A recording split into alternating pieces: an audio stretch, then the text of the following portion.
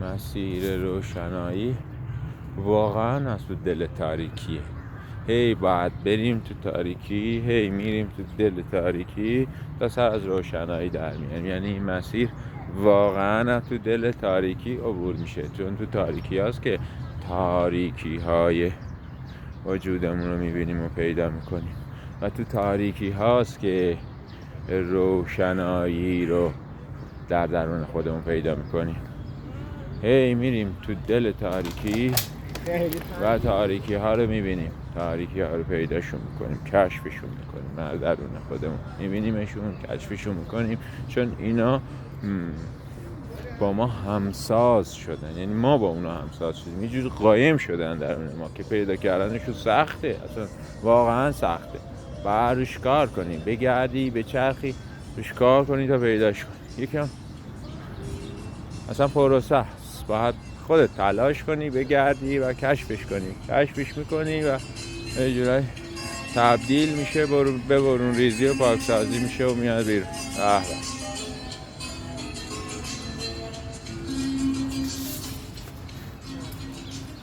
برون ریزی میکنه و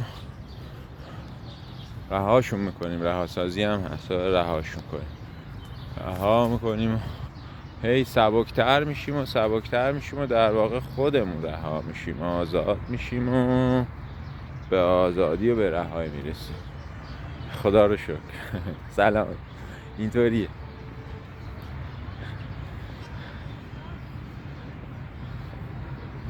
خیلی قشنگه و خودت کشف میکنی، چون تلاش میکنی، تلاش کردی، برات قشنگ‌تره، برات ارزشمنده و چون تلاش کردی اصلا هی تکراره، هی تکرار میکنی تا رهایی برسی. تکرار با تکرار وارد شدیم، با تکرار هم خارجش میشیم، با تکرار هم ازش خارج میشیم. دقیقا اینطوری. خوشگله، خیلی قشنگ، خیلی زیباست. یه جاهای قرار میگیریم، یه جمعای قرار میگیریم، چه میدونم توی نقطه های قرار میگیریم که اون نقطه ها مقدرات، اون نقطه ها مقدر شدن که ما بتونیم کشف کنیم، پاکسازی کنیم، کشف کنیم و پیدا کنیم و پاکسازیشون کنیم. هم سر تو پیش خدا رو شکر. یه بخشی از پروسه هست.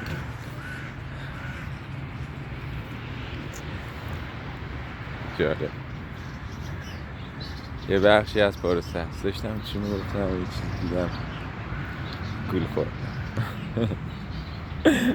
ذهن فرمون. آفرین. یه بخشی از پروسه هست، کشف میکنیم، پاکسازی میکنیم، کشف میکنیم، پاکسازی میکنیم. مثلا اینجا این برای همین تجربه فکر میکنم این پروسه هست. کشف کردیم، وارد شدیم، حالا باید کشف کنیم، پاکسازیش کنیم. مثلا پروسه خیلی قشنگیه. کشف کردیم، وارد شدیم، حالا هم کشف میکنیم، پاکسازی میکنیم. کشف کردیم، وارد شدیم، چرخه تکرارش کردیم، افتادیم چرخهش، حالا اصلا یادمونم رفته چی به چی. حالا کشف میکنیم، پاکسازیش میکنیم، کشف میکنیم، پاکسازیش میکنیم، کشف میکنیم، پاکسازیش میکنیم و از چرخش خارج میشیم. تکنولوژیه. اصلا یه تکنولوژیه خودش واقعا. خدا شکر. خوشگله. نمیدونم کی چجوری تجربهش میکنه، ولی خیلی قشنگه. هر کی یه جوری تجربهش میکنه و اصلا تفاوت ها تو همین چیزاست که تجربه های جور با جور، تجربه های قشنگ اینجوری شکل میگیره، اینجوری پدیدار میشه و اینجوری به اون تجلی میرسه. هر کی یه جوری قشنگ میبینتش، هر کسی یه جوری قشنگ تجربهش میکنه. یکی در حال ورود به چرخه است، یکی در حال خروج از چرخه و هر کسی از یه چرخه خارج میشه وارد چرخه دیگه میشه و از یه چرخه خارج میشه وارد چرخه تو چرخه است و اصلا بی نهایت، پایانی درش نیست. پایانی وجود نداره، چرخه تو چرخه تو چرخه و فقط خداونده که میدونه چی به چیه. ما که نمیدونیم، ما اصلا چیزی نمیدونیم. ما فقط اون مینوازد و ما میرقصیم، اون ایجاد میکنه و ما به یاری خودش حرکت میکنیم. یعنی ما باید به اون لول برسیم که اون بگه چیکار کنیم و ما اون کار رو انجام بدیم. در واقع خیلی جا داره، خیلی این پروسه هم باز دوباره طولانی و جا داره که به اون لول از تسلیمی و به اون لول از هیچی رسیده باشیم، هیچی ایگو نفس رسیده باشیم که واقعا او بگه چی و ما انجامش بدیم. خیلی این پروسه طولانیه، خیلی باید هیچی شده باشیم از چه می‌دونم نفس و ایگو و داستانهای دیگه که به محض اینکه او می نوازه ما برقصیم. واقعا 100% تسلیم درگاه و اراده خداوند باشیم. اینجوری سیستم برسیم به اون لول اصلا. خودش فقط میدونه چی به چیه، ما هیچی نمیدونیم، هیچ چیز نمیدونیم. این چیزایی هم که داریم تجربه میکنیم اصلا در واقع یه سر سوزن، سر ناخونی از واقعا آگاهی الهیه. هیچی اصلا، هیچ چیزی نیست اینا که داریم تجربه میکنیم. واقعا آگاهی الهی خیلی سنگینه، خیلی پیچیده است، یه پروسه سنگین و پیچیده و پریه. طول میکشه تا به آگاهی الهی 100% برسیم. خدا رو شکر. درختای زیبا، طبیعت قشنگ، پرندگان خوشگل که کنم کجا نشسته کلاغه. آفرین. پروسه طولانیه، جای اینا که اونم بود.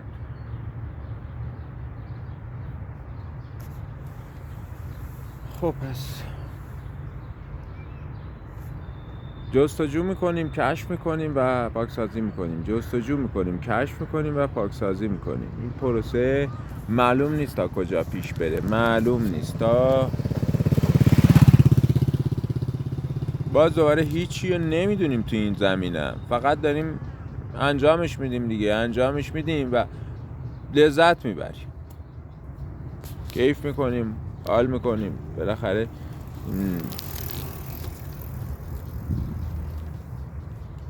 خدمت میکنیم. شاید بخشی از رسالتمون همین خدمت است، تا ببینیم چی میشه، به کجا میریم و تا کجا قراره بریم مثلا. چون نه زمانی میدونیم چیه، نه مکانی میدونیم چیه، نه واقعا نمیدونیم. لا زمان لا مکان، هیچیشو نمیدونیم.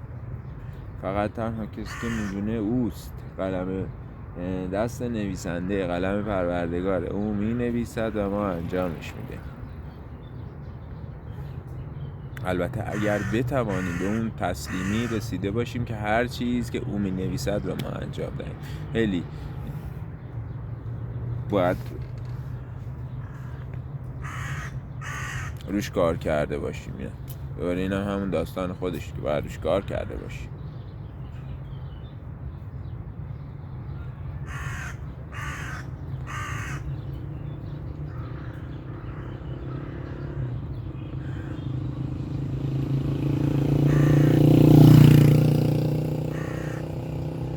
خدا رو شکر.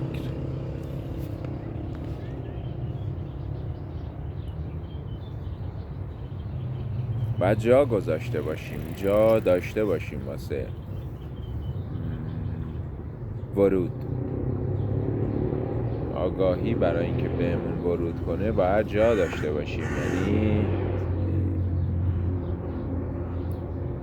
خودمونو کوچیک نکرده باشیم، اینجوری میشه گفتش. آره، یعنی خودمونو جا واسه آگاهی خودمونو بزرگ کرده باشیم که اینم باز دوباره وقتی میگیمش وقتی میگیمش یکم داستاندار میشه، ولی تقریبا میشه به این شکل توضیحش داد. اما وقتی میگیم به کلام میاریمش داستاندار میشه، چون آگاهی اصلا به کلامی نیست. آگاهی تو کلام جا نمیشه، آگاهی رو نمیشه به کلام آوردش، اصلا مال کلام نیست، فقط به ادراکه. چون اصلا ما با ادراکمون درکش میکنیم و اصلا به کلام نمیاد. صرف آگاهی کلامی نیست، ما نمیتونیم آگاهی رو تو کلام جا بدیم. واسه همینه که خیلی هاشو به کلام نمیتونیم بگیم و حتی وقتی یه نفر بهمون تو کلام میگه متوجهش نمیشیم، یا سوء تفاهمه یا آره دیگه سوء تفاهم ممکنه این وسط به وجود بیاد، چون آگاهی کلامی نیست. اما وقتی ما به کلام میاریمش، یک ممکنه کسی که تو مسیر باشه با توجه به نشانه ها و چیزایی که دریافت کرده ادراکی اونم بتونه دریافتش کنه. همینطور که آفرین یه جورایی کدگذاری شده است. آفرین اینجوری، این اصلا داستانی که میگن کد تو شی اینجوریه که مثلا یه سری از کدگذاری‌ها در درون ما هست که با آگاهی که دریافت میکنیم یا مثلا ما کلام که دریافت میکنیم مطابقت میکنه و در واقع اون آگاهی که دریافت کردیم باز میشه، یه جورایی قفل و کلیده.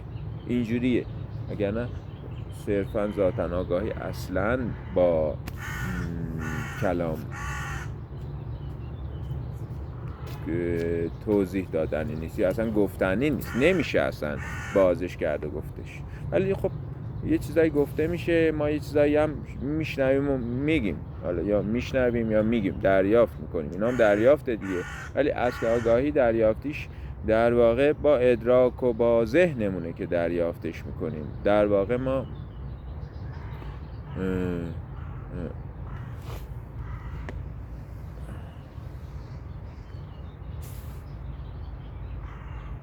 از هر دو سو آگاهی بهمون داده میشه، دریافت میکنیم از هر دو سو، هم اینوریه هم اونوری، تا برسیم به اون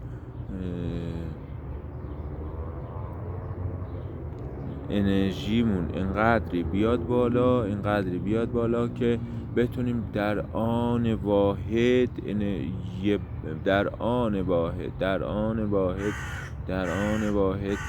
آگاهی رو دریافت کنیم. یعنی در لحظه مدام در حال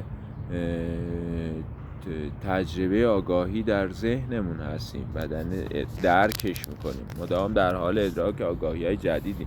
چون آگاهی رو میگم ما فقط میتونیم ادراکی بگیریمش، مدام در حال آگاهی های جدیدی، مدام در حال ادراکی.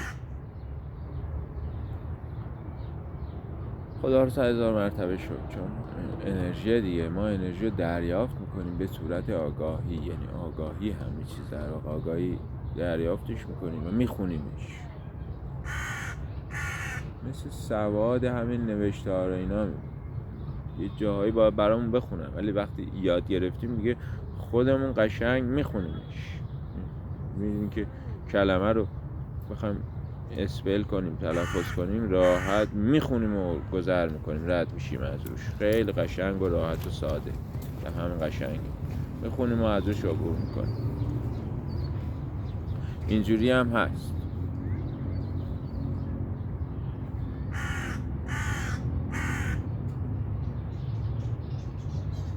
کلمات بی انتها میان و عبور میکنن از جلو چشممون و ما میخونیمشون. آگاهی هم همین، به همین صورته، بی انتها آگاهی عبور میکنه و ما تمام آگاهی ها رو میخونیم، تمام انرژی ها رو میخونیم به همین سرعت. یعنی با سرعت نور ما آگاهی رو میخونیم. اینجوری کلمات رو اینجوری دریافت میکنیم و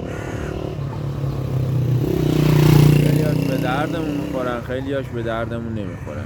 همین آگاهی ها که به درد ما نمیخورن.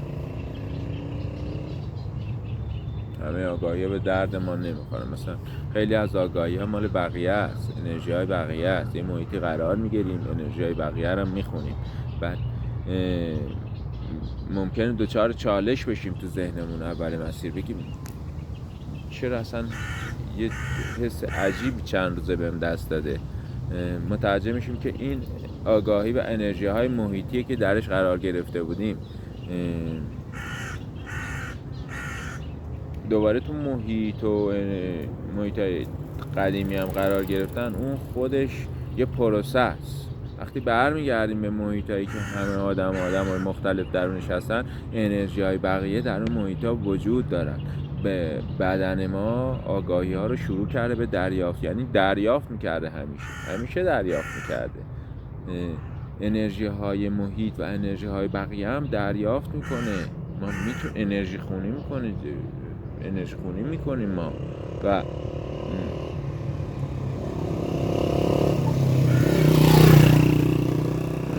اینجوری هم میشه گفتش که انرژی های بقیه رو هم ما دریافت میکنیم.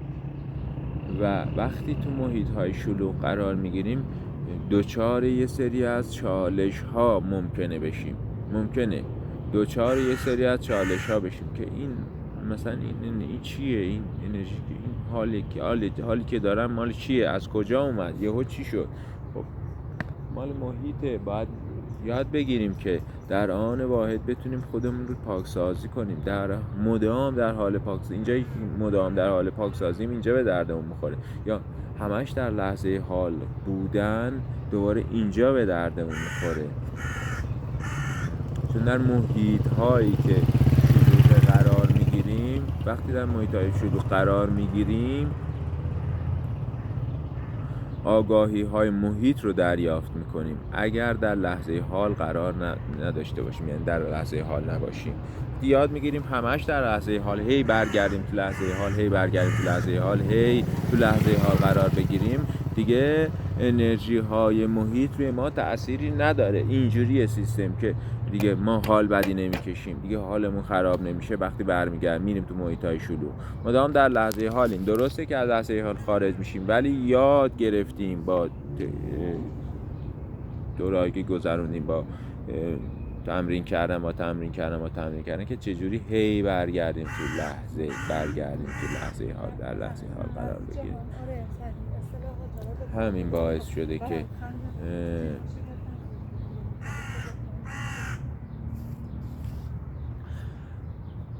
خدا رو شکر.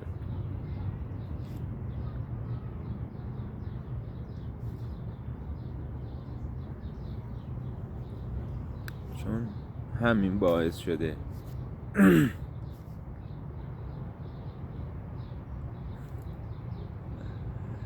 یاد گرفتیم تمرین با تمرین یاد گرفتیم چطور بیایم تو لحظه حال، چطور مدام در لحظه حال قرار بگیریم. تو محیط‌های شلوغ میریم، مجبوریم، نمیتونیم که کلاً قطع رابطه کنیم، ببندیم پورتامون و وارد جامعه و وارد هیچ محیطی نشیم. اصلا قشنگیش به همینه که ما بتونیم تو پارادوکس خودمون رو واقعاً پیدا کنیم، بتونیم تو این دوگانگی قرار بگیریم و یگانگی رو تجربه کنیم. قشنگیش به همینه. مثلا قشنگی داستان اینجاییه که ما پارادوکس رو میبینیم، در عین حال که وسط پارادوکس قرار میگیریم یگانگی رو تجربه میکنیم. خیلی قشنگتره. اصلا قشنگی داستان اینجاست که همه درگیر پارادوکسن و ما داریم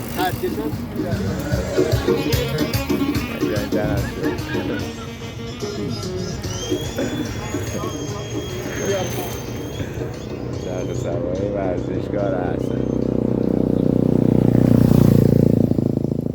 همه درگیر پارادوکسن و ما در همون شلوغی ها و وسط همون پارادوکس داریم یگانگی رو تجربه کنیم. این قشنگه.